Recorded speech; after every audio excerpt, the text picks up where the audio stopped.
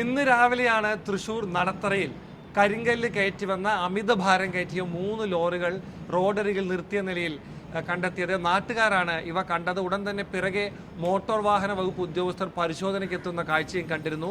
വാഹനങ്ങൾ പരിശോധിച്ചതിൽ നിന്നും അമിതഭാരം കയറ്റിയാണ് ഈ വാഹനങ്ങൾ പോയിരുന്നത് എന്ന കാര്യം മോട്ടോർ വാഹന വകുപ്പ് ഉദ്യോഗസ്ഥർക്ക് മനസ്സിലായിട്ടുണ്ട്.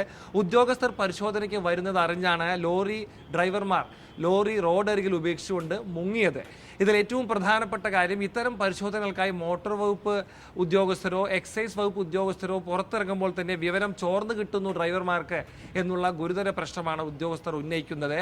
മോട്ടോർ വാഹന വകുപ്പ് ഉദ്യോഗസ്ഥരോ എക്സൈസ് ഉദ്യോഗസ്ഥരോ മറ്റ് അധികൃതരോ ഇത്തരം പരിശോധനകൾക്ക് ഇറങ്ങുമ്പോൾ ഈ വിവരങ്ങൾ പങ്കുവയ്ക്കുന്ന വാട്സാപ്പ് ഗ്രൂപ്പുകൾ സജീവമാണെന്ന് മോട്ടോർ വാഹന വകുപ്പ് ഉദ്യോഗസ്ഥർ പറയുന്നു. ഈ ഗ്രൂപ്പിൽ പ്രധാനപ്പെട്ട അംഗങ്ങളും അവരുടെ വിശ്വസ്തരും മാത്രമാണ് അംഗങ്ങളായുള്ളത്. പല സ്ഥലത്തു നിന്നും മോട്ടോർ വാഹന വകുപ്പിന്റെ ഉദ്യോഗസ്ഥരും മറ്റും പുറത്തിറങ്ങുമ്പോൾ മുതൽ ഉള്ള അവരുടെ ആക്ടിവിറ്റീസ് ഇത്തരത്തിൽ ഗ്രൂപ്പിൽ അപ്ഡേറ്റ് ചെയ്യപ്പെടുന്നു. എവിടെയൊക്കെ പരിശോധന നടക്കുന്നുണ്ട്, ഏതെല്ലാം ഭാഗത്തേക്ക് ഇവർ പോകുന്നുണ്ട് തുടങ്ങിയ ഭാഗങ്ങൾ പരിശോധന നടത്തുന്നു.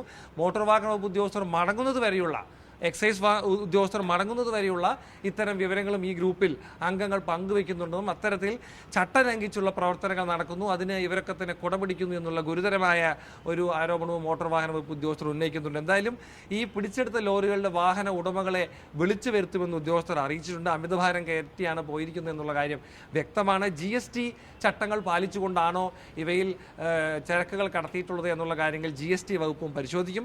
ഈ വാഹനങ്ങളൊക്കെ തന്നെ അധികൃതർ കസ്റ്റഡിയിൽ എടുത്തിട്ടുണ്ട്. പരിശോധനകൾ തുടരുകയാണ്. തൃശ്ശൂരിൽ നിന്നും നടരാജ് പരശുറാം, മീഡിയ 1.